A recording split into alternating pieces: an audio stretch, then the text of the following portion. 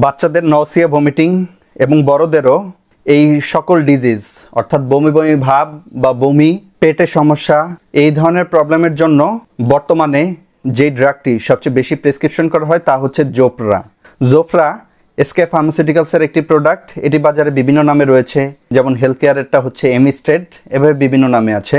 জোফরা syrup 50 ml syrup, এর 50 ml এর মূল্য হচ্ছে 45 টাকা করে। এছাড়াও এর 4 mg এবং 8 mg ট্যাবলেট প্রিপারেশন রয়েছে। 4 mg ট্যাবলেটের দাম হচ্ছে 5 টাকা করে এবং 8 mg ট্যাবলেটের মূল্য হচ্ছে 10 টাকা করে। এছাড়াও এর ইনজেকশন প্রিপারেশনও আছে, প্রত্যেকটি ইনজেকশনের দাম হচ্ছে 30 টাকা করে।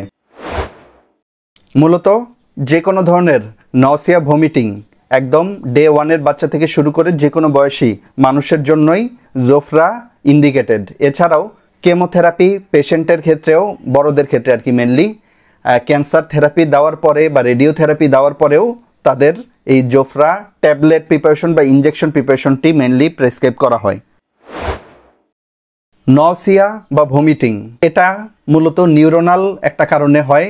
আমাদের বডিতে যদি সেরোটোনিন এই নিউরোট্রান্সমিটারের লেভেলটা বেড়ে যায় তখন নসিয়া ভমিটিং এই প্রবলেমটা রেইজ করে। এবং জফরা বা অন্ডানসেট্রন যে কাজটি করে এটি হচ্ছে 5-HT3 রিসিপ্টর অ্যান্টাগনিস্ট, অর্থাৎ এটি হচ্ছে সেরোটোনিন এর লেভেলটা কমিয়ে দেয়, সেরোটোনিনকে তার রিসিপ্টরের সাথে বাইন্ড করতে দেয় না, অর্থাৎ সেরোটোনিনকে অ্যাক্টিভ হতে দিবে না। এবং যার ফলে আমাদের বডিতে সেরোটোনিনের লেভেলটা কমে যায় এবং সেরোটোনিন লেভেলটা যদি কমে তখন বমির উচ্ছেদ হবে, অর্থাৎ সেরোটোনিন লেভেলটা কমলে বমি বমি ভাব বা বমি হওয়া এই সমস্যাটা কিন্তু আর থাকবে না।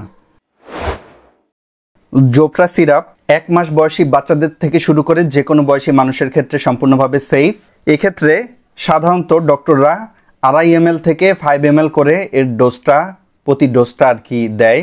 জেনারেলি 2.5 ml করে শুরু করে। তো জোফরা 2.5 ml করে দিনে 3 বার দেওয়া যাবে বাচ্চাদের ক্ষেত্রে, 2.5 থেকে 5 ml বাচ্চার ওয়েট এবং বয়স অনুযায়ী। 1 মাস বয়স থেকে 12 বছর পর্যন্ত যে কোনো বয়সী বাচ্চার ক্ষেত্রে 2.5 থেকে 5 ml করে দিনে 3 বার দেওয়া যাবে। এছাড়াও 12 বছরের পর থেকে 5 ml করে, অর্থাৎ 1 চামচ করে দিনে 3 বার দেওয়া যাবে। জোফরা সিরাপ ব্যবহারের ফলে কিছু কিছু সাইড ইফেক্ট দেখা দিতে পারে, তার মধ্যে অনেকের ডায়রিয়ার প্রবলেম করতে পারে। এছাড়াও কিছু কিছু পেশেন্টের হাইপোটেনশন হতে পারে, কারো কারো ক্ষেত্রে হাইপার সেন্সিটিভিটি রিঅ্যাকশন হতে পারে। সেই সকল ক্ষেত্রে জোফরা সিরাপটি অ্যাভয়েড করতে হবে। অনেকেই জোফরা সিরাপ সহ্য করতে পারে না, অনেক বাচ্চাই বমি করে দেয় জোফরা সিরাপ দেওয়ার ফলেও, তো সেক্ষেত্রেও জোফরা সিরাপটি অ্যাভয়েড করতে হবে।